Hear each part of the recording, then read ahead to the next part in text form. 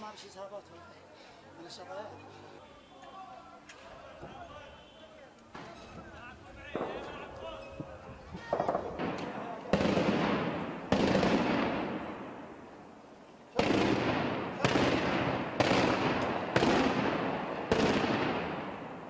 شفت؟